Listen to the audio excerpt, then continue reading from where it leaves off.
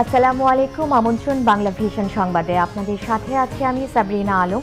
শুরুতেই BRB cables সংবাদ শিরোনাম। মগবাজারে ভয়াবহ বিস্ফোরণে মৃতের সংখ্যা বেড়ে ৭, আহত অর্ধশতাধিক, ১৫ জনের শঙ্কাজনক অবস্থা। করোনায় দেশে সর্বোচ্চ ১১৯ মৃত্যু, ৩ দিনের লকডাউন শুরু, গণপরিবহন ও মার্কেট বন্ধ। বিধিনিষেধ মানাতে আর্মি বিজিবিও মাঠে থাকবে জানিয়েছেন স্বাস্থ্যমন্ত্রী। লকডাউনকে তামাশায় রূপ দিয়েছে সরকার, মন্তব্য মির্জা ফখরুলের। দেখছিলেন বিআরবি কেবলস সংবাদ শিরোনাম, এবার বিস্তারিত। রাজধানীর মগবাজারে একটি ভবনে রহস্যজনক বিস্ফোরণে মারা গেছেন অন্তত ৭ জন, আহত হয়েছেন অর্ধশতাধিক। তাদের মধ্যে ১৫ জনের অবস্থা আশঙ্কাজনক বলে জানিয়েছেন চিকিৎসকরা। আহতদের চিকিৎসা দেওয়া হচ্ছে রাজধানীর বিভিন্ন হাসপাতালে। বিস্ফোরণে ক্ষতিগ্রস্ত হয়েছে আশেপাশের কয়েকটি ভবন ও ৩টি বাস। মগবাজার আউট সার্কুলার রোডে হঠাৎ বিস্ফোরণ, মুহূর্তে ধসে পড়ে ভবনের একটি অংশ। প্রাণ বাঁচাতে দিক বিদিক ছুটতে থাকে মানুষ। আহতদের নেওয়া হয় ঢাকা মেডিকেল কলেজ হাসপাতালের বার্ন ইউনিটে। ৩ জন খুবই খারাপ অবস্থায়, 90% বার্ন, আমরা আইসিইউতে রাখছি। আর বাকি যারা আছে এখানে তাদের ম্যাক্সিমাম হচ্ছে কাট ইনজুরি, ফ্র্যাকচার, এরকম। বার্ন খুব বেশি একটা নাই, কিন্তু যে 3 জন বার্ন, সেই 3 জনের অবস্থা আশঙ্কাজনক, মানে মোর দেন 90% বার্ন। ঘটনার বর্ণনা দেন প্রত্যক্ষদর্শীরা। আওয়াজ হইলো, মানে কারেন্টের ফাইটে গেলে যেরকম আওয়াজ হয় সেরকম আওয়াজ হয়েছিল। তিনটা বাসে সর্বোচ্চ ৫০ জন করে লোক, ধরেন ১৫০ জন। এই বিল্ডিংয়ে কজন ছিল তা জানা যায়নি এখনো। বাসের গ্লাস প্লাস দূর থেকে যে গ্লাস, এই গ্লাস ভেঙে একদম ভেতরে ঢুকে গেছে, মানুষের ভেতরে ঢুকে গেছে এরকম। ধাম করে একটা আওয়াজ হওয়ার পরে টিলিং খুলে আমার শরীরের উপর পড়ে এই দরজাটা পড়ে এখানে দরজা আটকে যায়। তারপর আমি ঠেলে বের হয়ে দেখি এখানে 3 জন ছিল, রেকর্ডিংয়ের কাজ করতেছিল। দেবদা ছিল, উনি কিবোর্ড বাজা ছিলেন, ওনার পিঠ কেটে গেছে গ্লাসে, আরেকজনের হাত কেটে গেছে। এই বিল্ডিংটা পড়া, গাড়ি টাড়ি ভাঙা, খুব কান্নাকাটি। এবারে দেখছি লোকজন অনেক পড়ে, গাড়ির গ্লাস সব পড়ে, খুব মানুষের একটা বিপজ্জনক, কিয়ামতের থেকে বড় কিছু এখানে ওই 1 সেকেন্ডের ভিতরে হয়ে গেছে। বিস্ফোরণের খবরে উদ্ধার কাজে যোগ দেয় ফায়ার সার্ভিস। গঠন করা হয় তদন্ত কমিটি। তবে বিস্ফোরণের কারণ সম্পর্কে স্পষ্ট ধারণা দিতে পারেনি ফায়ার সার্ভিস। বড় ধরনের বিস্ফোরণ হয়েছে, সেই সঙ্গে ব্লাস্ট ওয়েভ এবং সাউন্ড ওয়েভ হয়েছে, যে কারণে আপনার আশেপাশে যত বিল্ডিং আছে বিল্ডিংয়ের সমস্ত কাজ ভেঙে গেছে। বিস্ফোরণটার প্রকৃত কারণটা কি সেটা আমাদেরকে বের করার জন্য আমরা তদন্ত কমিটি গঠন করে দিয়েছি। এখানে আমরা এভিডেন্স খোঁজার চেষ্টা করেছি, আমরা তেমন কোনো বড় এভিডেন্স পাইনি। ভবনটা এটা অত্যন্ত ঝুঁকিপূর্ণ। এটার কাছে আপনারা দেখবেন নিচে যত এটার পিলার আছে সমস্ত পিলারগুলো ক্ষতিগ্রস্ত হয়েছে। এই ভবনটা তো অবশ্যই এটা বসবাসের অনুপযোগী। বিস্ফোরণে ভবনটির ছাদ ধসে পড়েছে, ক্ষতিগ্রস্ত হয়েছে আশপাশের বেশ কিছু ভবন ও যানবাহন। ঘটনাস্থল পরিদর্শন করেন ডিএমপি কমিশনার। শর্মা যে হাউসটা, যেটা এখানে খুব সম্ভব গ্যাস জমেছিল এবং এই গ্যাস বিস্ফোরণের কারণেই আশেপাশে 7টা বিল্ডিং ক্ষতিগ্রস্ত হয়েছে, 2টা বাস বিধ্বস্ত মতো হয়ে গেছে, 50 জনের উপরে মানুষজন আহত হয়েছে। এখন পর্যন্ত আমরা যে খবর পেয়েছি তাতে প্রায় 7 জন মারা গেছে বলে আমরা খবর পেয়েছি এখন পর্যন্ত। কথা যদি হতো তাহলে কোনো বোমা বিস্ফোরণ হতো। বোমা বিস্ফোরণ হলে স্প্লিন্ট থাকতো, স্প্লিন্টারে আঘাতে মানুষ ক্ষত বিক্ষত হয়ে যেত। আশেপাশের আপনারা গাড়ি ঘোড়া দেখেছেন, বাস দেখেছেন, বাসের কোনো স্প্লিন্টারে কোনো আঘাত নাই। ফলে এটা নিশ্চিতভাবে বলা যায় যে এই ধরনের বোমার কোনো ঘটনা না, এটা এখানে গ্যাস থেকেই বিস্ফোরণটা হয়েছে। তদন্ত কমিটির প্রতিবেদনের পরেই বিস্ফোরণের রহস্য জানা যাবে, জানিয়েছেন সংশ্লিষ্টরা। SM Foyez, Bangla Vision, Dhaka. করোনার সংক্রমণ প্রতিরোধে 3 দিনের লকডাউন শুরু হয়েছে। এই 3 দিন গণপরিবহন আর শপিং মল বন্ধ থাকবে। খোলা থাকবে সরকারি বেসরকারি অফিস ও দোকান। রাজধানীতে করোনার প্রকোপ কিছুটা কমলেও সীমান্তবর্তী জেলাগুলোই বাড়ছে প্রতিদিন। মহামারীর ভয়াবহতা রোধে আবারও লকডাউন ঘোষণা করা হয়েছে। সোমবার থেকে বৃহস্পতিবার সারা দেশে মানুষ ও যানবাহন চলাচলের ক্ষেত্রে বিধিনিষেধ জারি করা হয়েছে। এতে বলা হয়েছে সারা দেশে পণ্যবাহী যানবাহন ও রিকশা চলতে পারবে, বন্ধ থাকবে সব ধরনের গণপরিবহন। আইনশৃঙ্খলা রক্ষাকারী বাহিনী নিয়মিত টহলের মাধ্যমে বিষয়টি নিশ্চিত করবে। পুলিশের পাশাপাশি বিজিবি ও সেনাবাহিনীও মাঠে থাকবে। সকল শপিং মল, পর্যটন কেন্দ্র, রিসোর্ট, কমিউনিটি সেন্টার ও বিনোদন কেন্দ্র বন্ধ থাকবে। খাবার হোটেল সকাল 8টা থেকে রাত 8টা পর্যন্ত খোলা থাকলেও এখানে কেউ বসে খেতে পারবে না, শুধু খাবার বিক্রয় করা যাবে। জরুরি প্রয়োজনে অফিস ও শিল্প প্রতিষ্ঠান খোলা থাকবে, সেখানে কর্মী সীমিত রাখতে বলা হয়েছে। আর কর্মীদের নিজস্ব পরিবহনে আনা নেয়ার নির্দেশনা দেওয়া হয়েছে প্রজ্ঞাপনে। আরিফুল হক, বাংলা ভিশন, ঢাকা। দর্শক, লকডাউন পরিস্থিতির তথ্য সংগ্রহে গাবতলীতে আছেন আমাদের সিনিয়র রিপোর্টার শিহাব হোসেন। সরাসরি যাচ্ছি তার কাছে। শিহাব, গাবতলীতে কি পরিস্থিতি দেখছেন আমাদের জানাবেন। আপনাকে ধন্যবাদ। আপনি জানেন যে ভোর 6টা থেকে 3 দিনে সীমিত পরিসরে লকডাউন শুরু হয়েছে। তো আমরা কারণ বাজার থেকে গাবতলী পর্যন্ত আসলাম ধানমন্ডি 32 নম্বর কল্যাণপুর এই রাস্তা হয়ে। তো এখানে আমরা যেটা দেখলাম যে গণপরিবহন, যেটি বলতে আমরা বুঝি আসলে যাত্রীবাহী বাস, সেটি চলাচল একেবারে নেই বললেই চলে। কিছু কিছু সিএনজি চলাচল করছে এবং ব্যক্তিগত গাড়ি বেশ চোখে পড়ছে রাস্তায়। এছাড়া মোটরসাইকেল চলাচল করছে আর কিছু কিছু রিক্সা চলাচল করছে। তবে রাস্তা অনেকটাই ফাঁকা বলা যেতে পারে। আর এসব নিষেধাজ্ঞা উপেক্ষা করে যারা এসব গাড়ি চালাচ্ছেন তাদের বিরুদ্ধে ব্যবস্থা নেওয়ার জন্য বিভিন্ন জায়গায় চেকপোস্ট বসানো হয়েছে এবং এখানে তল্লাশি নেওয়া হচ্ছে। তো আমাদের সাথে এই মুহূর্তে ট্রাফিকের একজন কর্মকর্তা এখানে আছেন। আমরা যদি একটু তার সাথে একটু কথা বলার চেষ্টা করি। আপনাদেরকে এখানে মানে কি কি নির্দেশনা দেওয়া হয়েছে? আসলে নির্দেশনাগুলো পূর্বের মতোই, তবে নতুনভাবে যেটা যোগ হয়েছে আমাদের প্রতি সেটা হচ্ছে যে গণপরিবহন ঢাকা সিটির ভিতরে যেটা চলতে পারতেছিল সেটা বন্ধ করা হয়েছে এবং সকল প্রকার গণপরিবহন যেমন সিএনজি, কমার্শিয়াল সিএনজি, সকল প্রকার গণপরিবহন বন্ধ। শুধুমাত্র মাইক্রোবাস এবং প্রাইভেট কার যেগুলো জরুরি পরিষেবায় নিয়োজিত আছে বা কলকারখানাতে নিয়োজিত আছে সেগুলো চলতে পারবে। তাছাড়া বাকি রিক্সা ব্যতীত সকল যানবাহন বন্ধের ঘোষণা আছে। কি ধরনের ব্যবস্থা নেওয়া? আমরা আসলে চেক করতেছি মাইক্রোবাস এবং সিএনজি বা আদার্স ব্যবস্থা কি দেওয়া হয়? শাস্তিমূলক ব্যবস্থা আমরা আইনানুগ ব্যবস্থা নিতেছি। গভর্নমেন্ট অর্ডার ভায়োলেশনের জন্য আমরা প্রসিকিউট করতেছি, তাদেরকে সতর্ক করতেছি। আবার অনেকে দেখা যাচ্ছে রুগী টুগি অনেকে জানে না বা অনেকে বলতেছে যে আমরা আসলে মেসেজটা ওইভাবে জানি না, তাদেরকে হয়তো আমরা সতর্ক করতেছি এবং ওইভাবে আমরা ব্যবস্থাগুলো নিচ্ছি। জি, আপনাকে ধন্যবাদ। তো আপনি শুনছিলেন যে নিষেধাজ্ঞা সত্ত্বেও যারা রাস্তায় বের হচ্ছেন তাদেরকে আসলে এইভাবে আইনের সম্মুখীন হতে হচ্ছে। তো আমার কাছে এই ছিল এখানকার লকডাউনের সর্বশেষ খবর। ধন্যবাদ শিহাব। দেশে করোনা মহামারীতে একদিনে সর্বোচ্চ 119 জনের মৃত্যুর রেকর্ড তৈরি হয়েছে। আক্রান্ত শনাক্তের হারও বাড়ছে। স্বাস্থ্যমন্ত্রী জাহিদ মালেক জানিয়েছেন, মানুষকে স্বাস্থ্যবিধি মানাতে পুলিশের সাথে মাঠে নামবে বিজিবি এবং সেনাবাহিনীর সদস্যরাও। রবিবার স্বাস্থ্য অধিদপ্তরের প্রেস বিজ্ঞপ্তিতে জানানো হয় 119 জন সহ এ নিয়ে দেশে এই পর্যন্ত করোনায় মৃত্যু হয়েছে 14,172 জনের। সর্বশেষ হিসাবে মৃত্যুর হার 1.60 আর 24,400টি নমুনা টেস্টে শনাক্ত হয়েছেন 5,268 জন। এ নিয়ে মোট শনাক্ত 8,88,406। শনাক্তের হার 21.59 এবং সুস্থতার হার 90.51%। রবিবার সচিবালয়ে মন্ত্রণালয়ের বিভিন্ন দপ্তরের সাথে চুক্তি সই অনুষ্ঠানে স্বাস্থ্যমন্ত্রী জানান, করোনার সংক্রমণ প্রতিরোধের উদ্দেশ্যেই লকডাউন দেওয়া হয়েছে। হাসপাতালে শয্যার পাশাপাশি অন্যান্য বিষয়েও প্রস্তুতি রয়েছে সরকারের।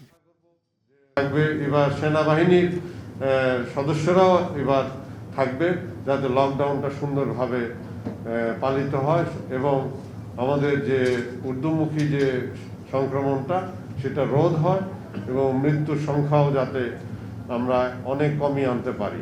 আমাদের যদি কিনা লক্ষ লোক আক্রান্ত হয়ে যায় তাহলে তো কষ্ট হবে, তাহলে তো চিকিৎসা দেওয়াটা তো দুরূহ হয়ে যাবে। সেই জন্য আমাদেরকে এই লকডাউন দিয়ে স্বাস্থ্যবিধি মেনে নিয়ন্ত্রণে আনতে হবে। টিকা আমদানিতে গতি এসেছে বলেও জানান স্বাস্থ্যমন্ত্রী। সেই সাথে দেন ভবিষ্যতে আর টিকা কার্যক্রম ব্যাহত না হওয়ার নিশ্চয়তাও। দীপন দাওয়ান, বাংলা ভিশন, ঢাকা। 2021 সালের এইচএসসি ও সমমান পরীক্ষার ফরম পূরণ স্থগিত করেছে শিক্ষা মন্ত্রণালয়। করোনা পরিস্থিতি উদ্বেগজনক পর্যায়ে চলে যাওয়ায় এই সিদ্ধান্ত নেওয়া হয়েছে। এ বিষয়ে মাধ্যমিক ও উচ্চ মাধ্যমিক শিক্ষা বোর্ড জরুরি এক বিজ্ঞপ্তি জারি করেছে।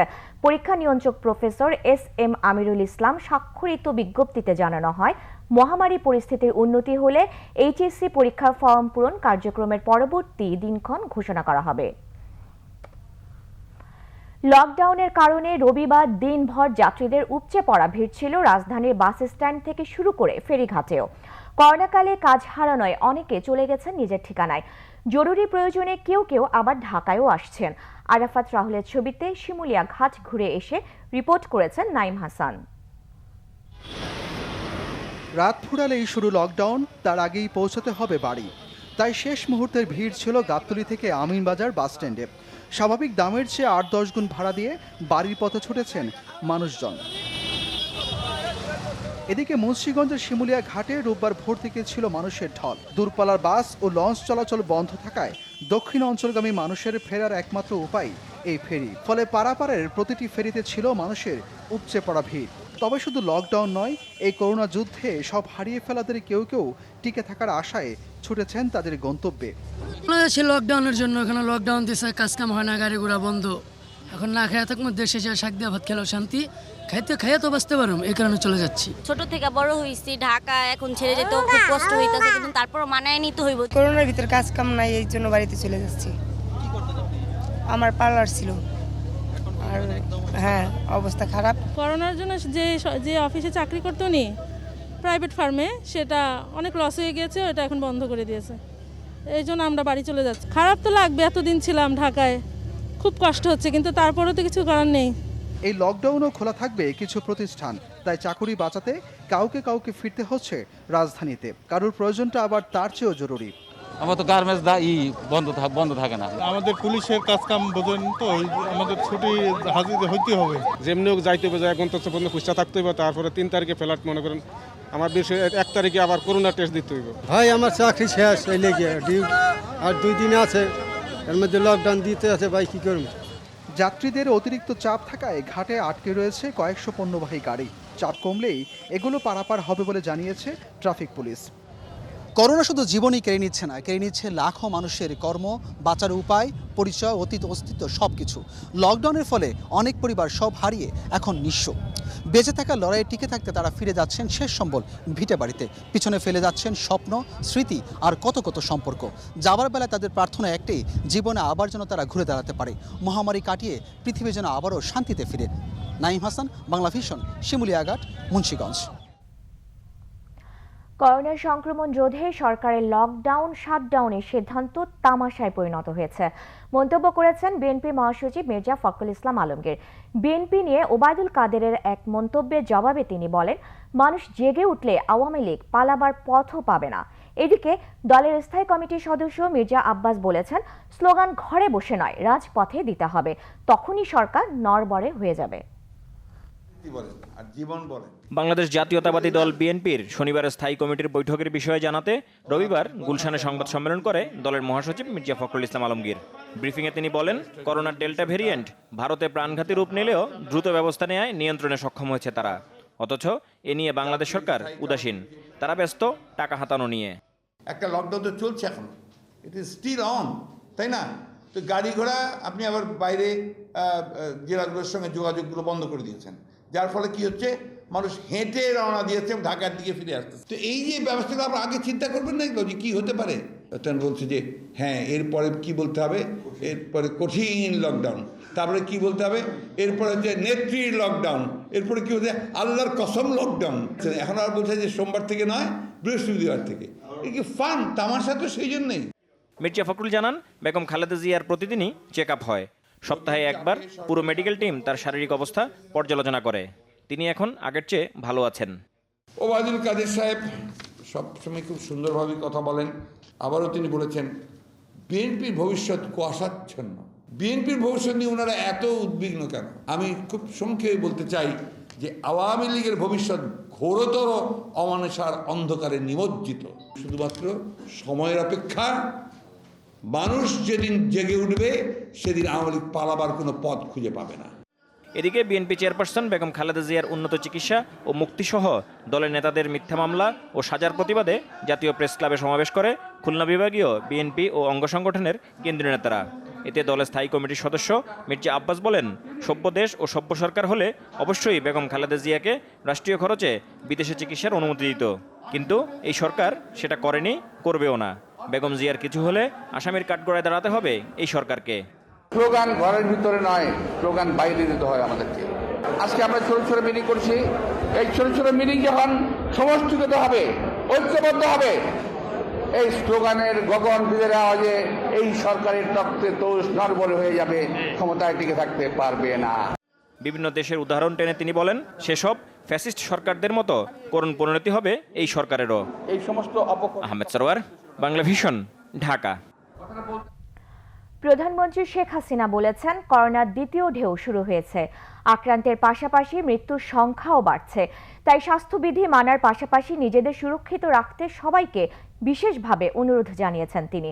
ওসমানী স্মৃতি মিলনায়তনে বঙ্গবন্ধু জাতীয় কৃষি পুরস্কার প্রদান অনুষ্ঠানে প্রধানমন্ত্রী এই মন্তব্য করেন। বলেন, ৯৮তে দেশ প্রথম খাদ্যে স্বয়ংসম্পূর্ণ হলেও বিদেশি সাহায্যের আশায় তা মানতে পারেনি বিএনপি। এমনকি দেশকে খাদ্যে স্বয়ংসম্পূর্ণ করতে বঙ্গবন্ধু সরকার নানা উদ্যোগ নিলেও ৭৫ পরবর্তী সরকারগুলো তা ধ্বংস করে দেয় বলেও মন্তব্য করেন। অনুষ্ঠানে দেশের ৩২ ব্যক্তি ও প্রতিষ্ঠানকে বঙ্গবন্ধু জাতীয় কৃষি পদক দেয়া হয়।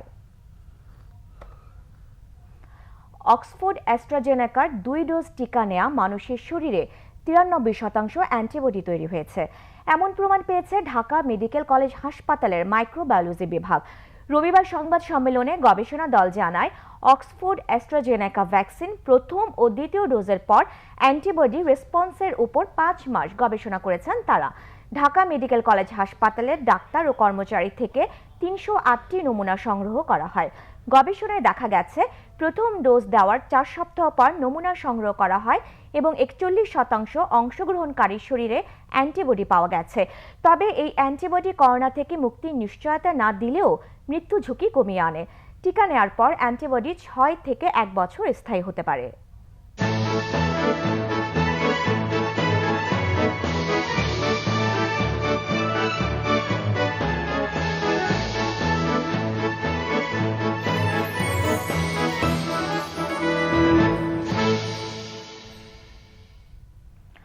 শতবর্ষী ঢাকা বিশ্ববিদ্যালয় জন্ম দিয়েছে নানা ইতিহাস। ভাষা সংগ্রাম থেকে শুরু করে গণতান্ত্রিক আন্দোলন, প্রতিটি অর্জনেরই সাক্ষী এই বিদ্যাপীঠ। আর সেই প্রমাণ বহন করছে পুরো ক্যাম্পাসের নানা ভাস্কর্য ও স্থাপনা।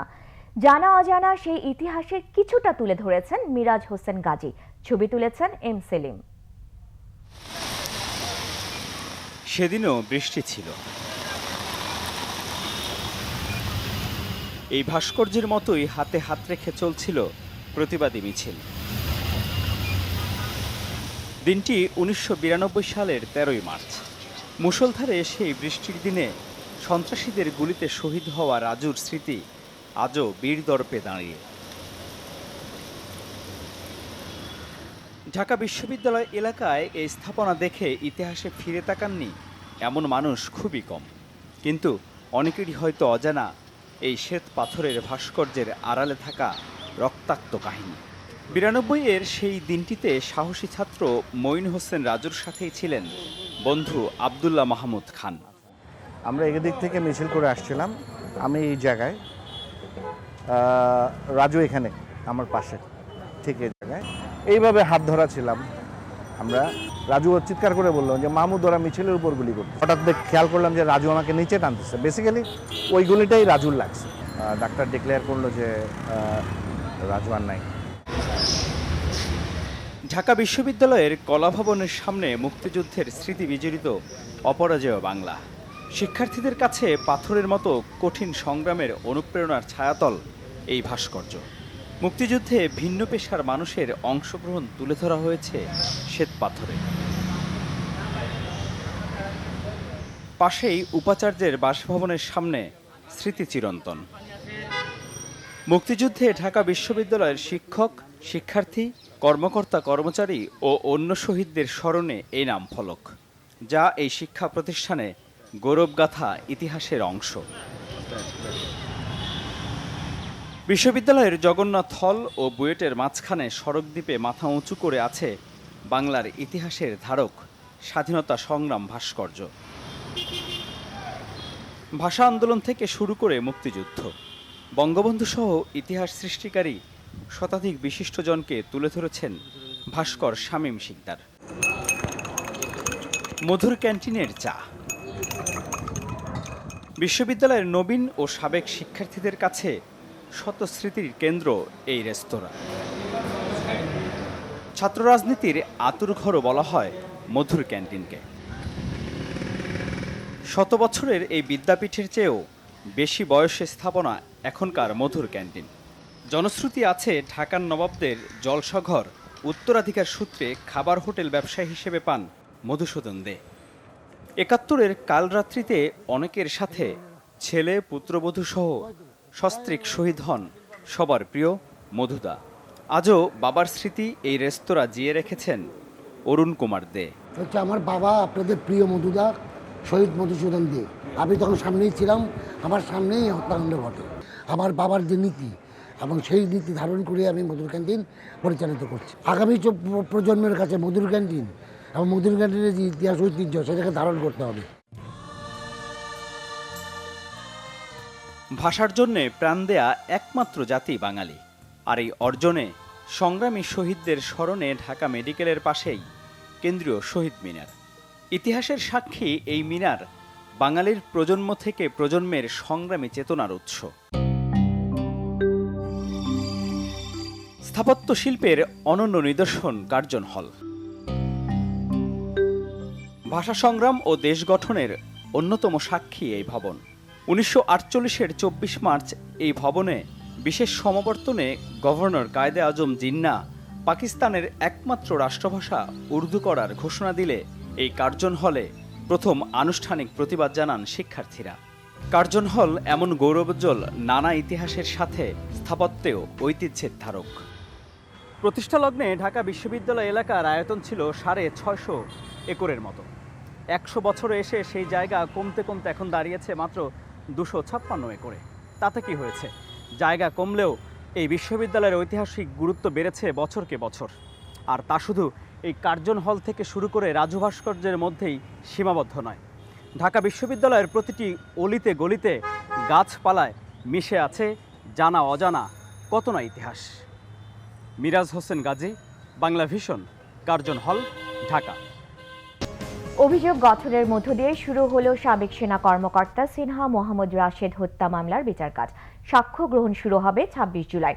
রবিবার কক্সবাজার জেলা ও দায়রা জজ আদালতের বিচারক মোহাম্মদ ইসমাইল আসামিদের বিরুদ্ধে অভিযোগ আমলে নিয়ে এই আদেশ দেন।